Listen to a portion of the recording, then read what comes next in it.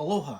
So this is going to be a quick flight in the Just Flight PA-28R Arrow III, the Piper. This is one I couldn't get working before. I wiped my system. I actually got it up and running. And before I start on the flight, I actually want to talk a little bit about the aircraft.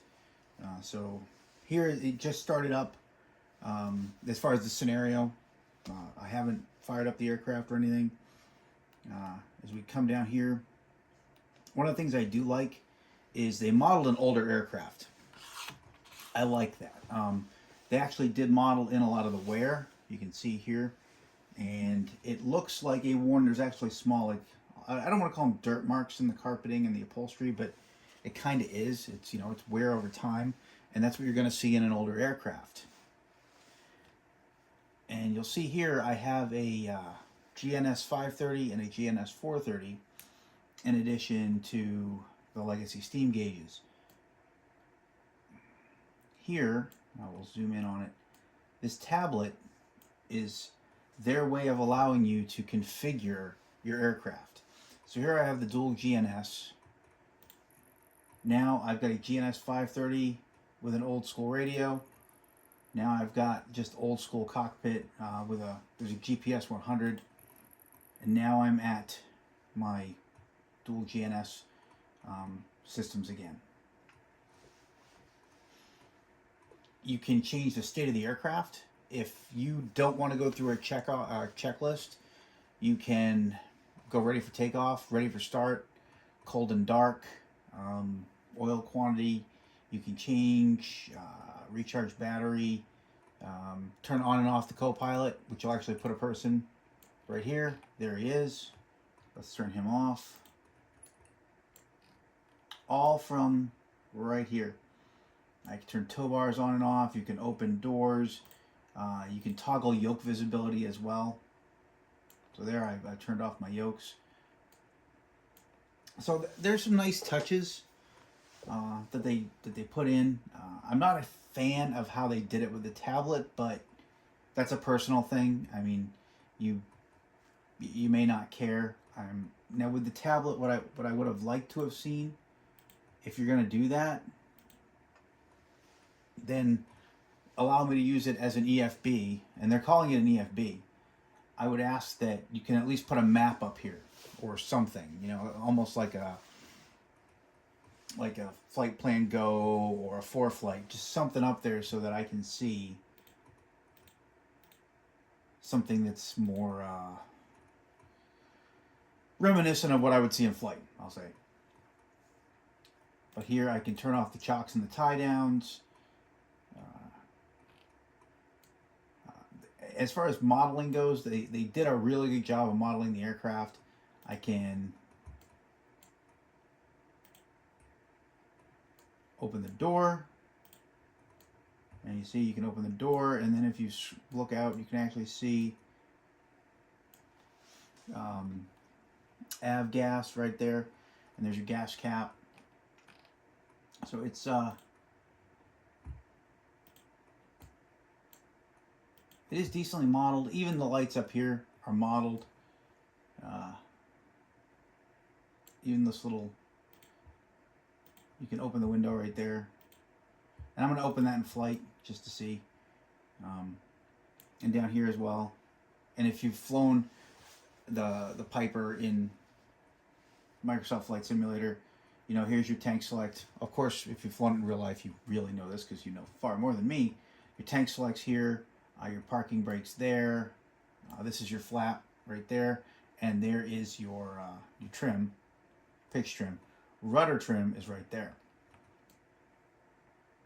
So all in all, I love the inside of this aircraft. I think they did a great job at modeling it. My initial issues with this aircraft had nothing to do with their, I'll say, wherewithal when it came to modeling the visuals. My initials came in the fact that I couldn't get this thing to taxi at anything under full throttle. So that again, that was an issue I had to figure out by I'm going to say trial and error, but that would be the wrong way to say it. I actually had to wipe my whole PC to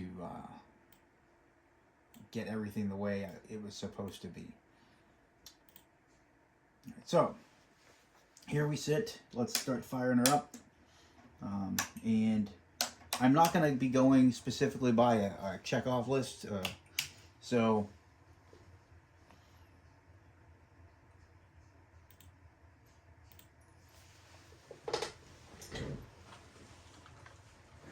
and I will be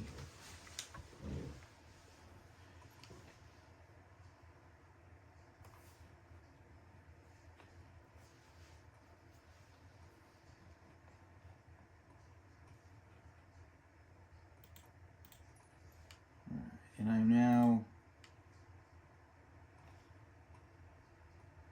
there we go, request clearance.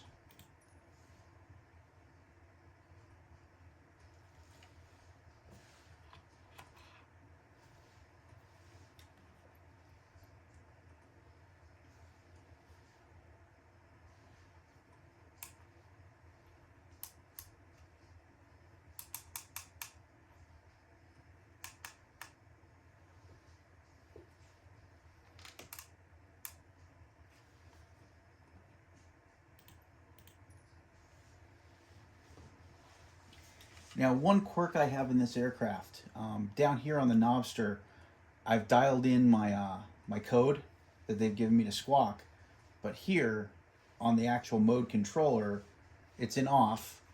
I'm trying to change, and I can't go to standby or on. So you can't shift modes while that in the cockpit is in one specific state. So one quirk here is I actually have to go and shift in the cockpit. It will reflect here, but I have to shift interior to the cockpit. So that is a quirk with this aircraft and Knobster. Comes on. All right. So that is one thing I've come to learn. So we are, so let's talk to traffic. Tell them we're going to be taxiing.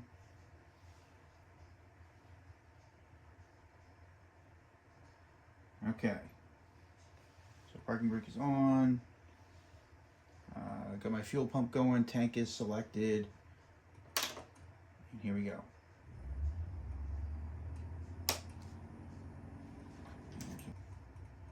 So when I get to the threshold of runway 25 and I put on my parking brakes, I will then go down and shift over to altitude mode on the transponder. For me, that's kind of a quirk just because I like using an external means to control what's on the screen. I don't like having to use my mouse to dig around the cockpit.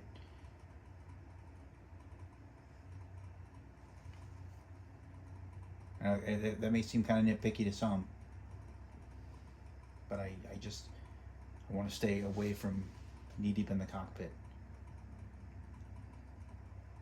Although I do like the way Just Flight rendered it, the wear, the. All right, so here we are, and let's put on the parking brake. Parking brake is on. Now let's come down here and let's go to. Yeah, we're on altitude mode now. Yay us! And then we're going to come up here, and we're gonna select runway for takeoff. Runway 25, we're going to take off, let's call it north.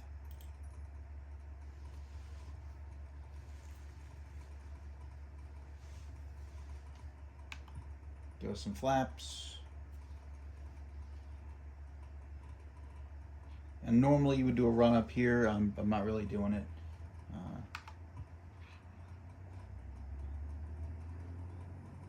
I do have flaps. Coming around.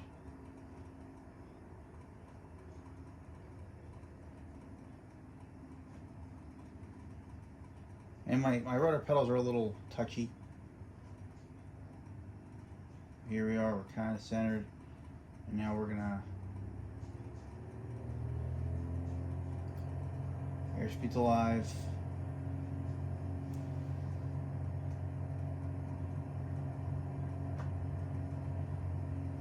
And we're up. Right off the side of the runway. How awesome is that? And we're coming up. A little bit too steep of a climb, but alright. So flaps up, flaps are up. Landing gear up, landing gear's in transition.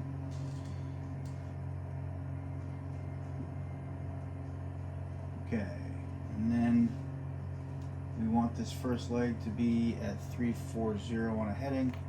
So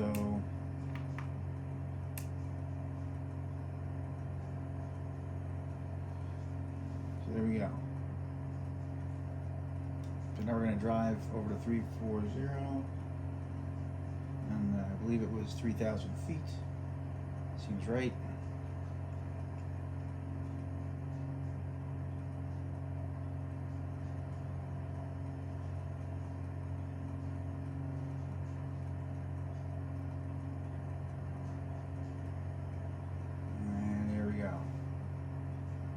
Pass through 340, kind of, sort of, but we're still going.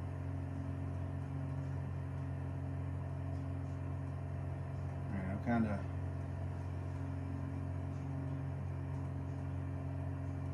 now. I've flown this aircraft about a dozen times before, and it does like to climb. I'm at a very neutral trim angle, and I'm actually having to push dive to keep vertical, to keep it manageable. So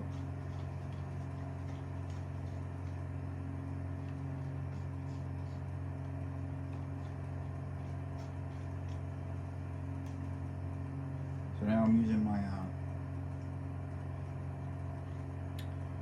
trim, my pitch trim, but I'm not seeing it move on here, unfortunately.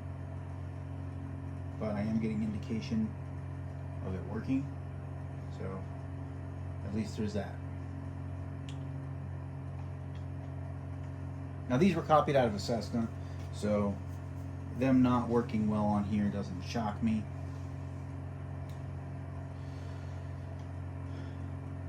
So I definitely like to just open the window, changes the sound a wee bit.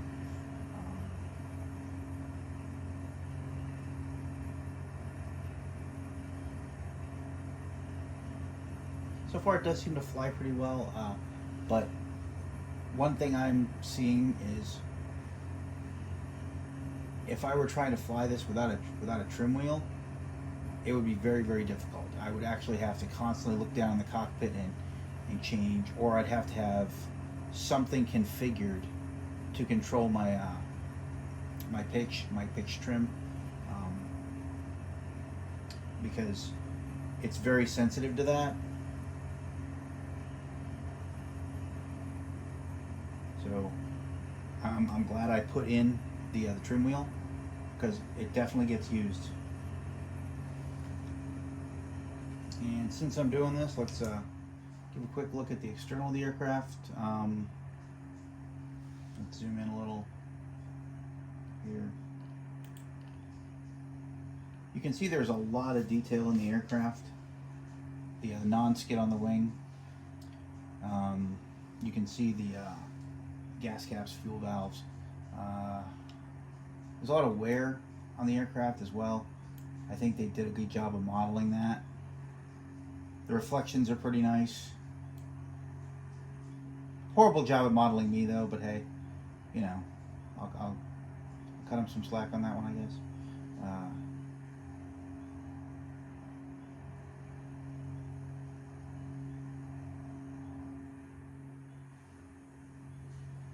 And there's my little window that I have open. That is open on the inside. I like the aerials, the way they've done them.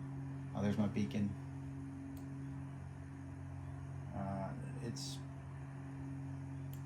You can even see there's like chip paint down there. Pretty darn good job on the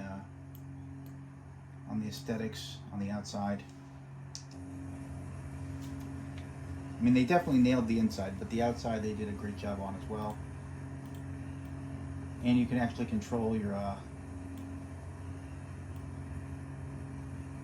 visors here, or your flip downs. A lot of attention to detail.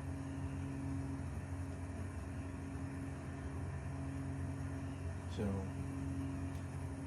for the most part, pretty awesome. And this normally happens to me. Again, I'm definitely not an actual pilot.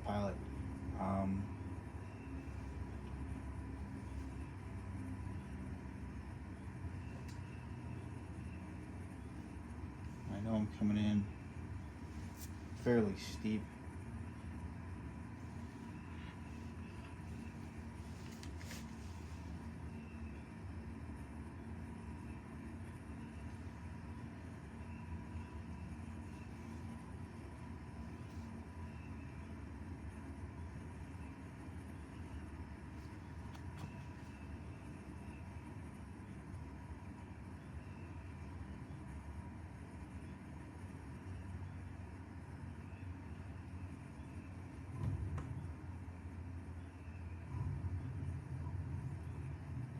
But we are down.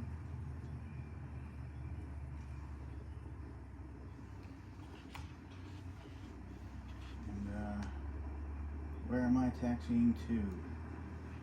So next runway, next taxiway should be coming up on my left.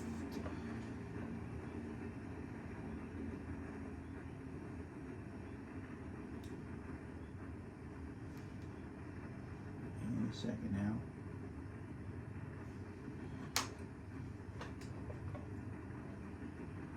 And there it is.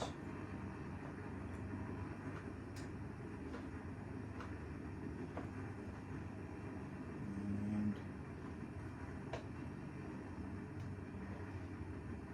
is this the right way? That's the wrong way. So we're going to turn it around, because apparently I have no sense of direction in this area. In this area.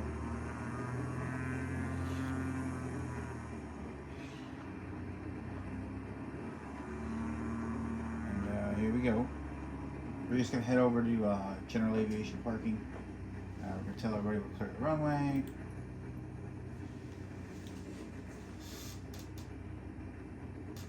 Here we are.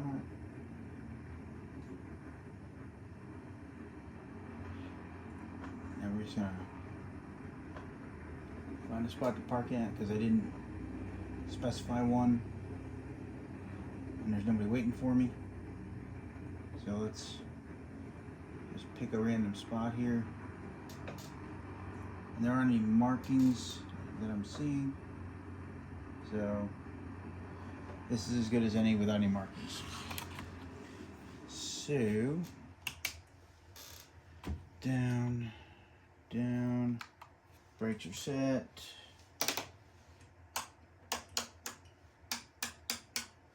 So now we are again cold and dark. Overall, I really like the aircraft, and I'm going to go to continue just so I can bring us back in. I'll even bring up the interior lights again.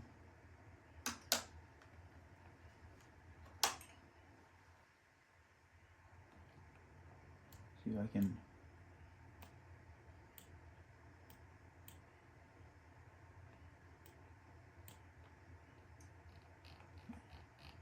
So I really do like how they modeled after an older aircraft, and they modeled, I'll call it wear and tear.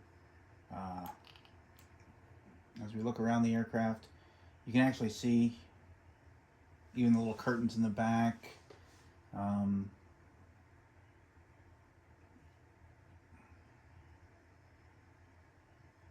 Yeah, I'm a fan of the aircraft.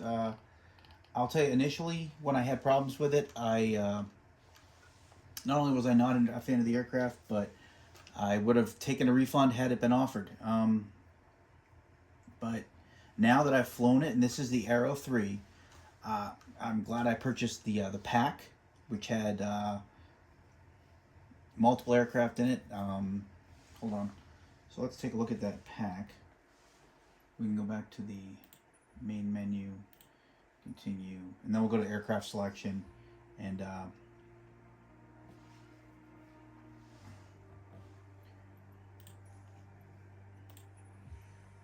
So the PA-28 Arrow 3, the Turbo Arrow 4, and the PA-28 Warrior 2.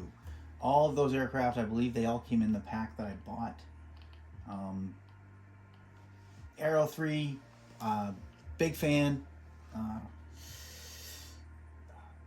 I'm going to do a similar flight in the Carenado, but I can already tell you that I like the cockpit in the Just Flight aircraft a wee bit more, because I like the fact that they not only modeled an older aircraft, but they modeled wear and tear very well. So that's my initial flight and review of the Just Flight Arrow. My next flight will be in the Carenado Arrow 3, and I'll compare and contrast. Thanks for watching, and as always, stay safe and happy flying out there.